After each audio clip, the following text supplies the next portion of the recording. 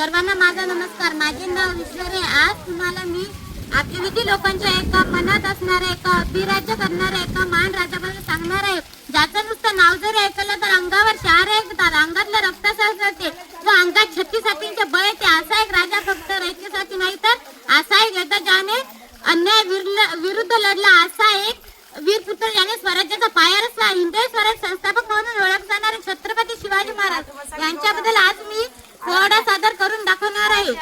महाराजाची कीर्ती बेफाम, भल्या भल्यांना कुठलाय घाम, याला कोण घाली सण दरबारी पुसती बेगम.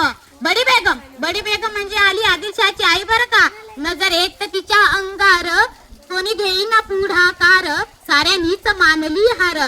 तितक्यात एक सरदार उठला, बोलला मैं लाऊंगा शिवाजी को, आणि त्याने विडा उचलला. ए नाव त्याच अफजल खान, ए नाव त्याच अफजल खान, जेता जागात जणू सैतान. त्यांना बोला छाती ठोकून, शिव बाला टाकत चिरटून. कौतुक झाले दरबाराचे. खान निघाला मोठ्या गुरमीत, त्याचा गुरदर पायदर मोजालाय बळकट. अंगी 10 हत्तींचे बळ, पाहणारा कापे चळचळ, वाट्यात भेटेल त्याला शिर्डी तर ठेवीत. एवढं बोलून मी माझे 2 शब्द संपित आहे. जाता जाता एवढेच बोलते की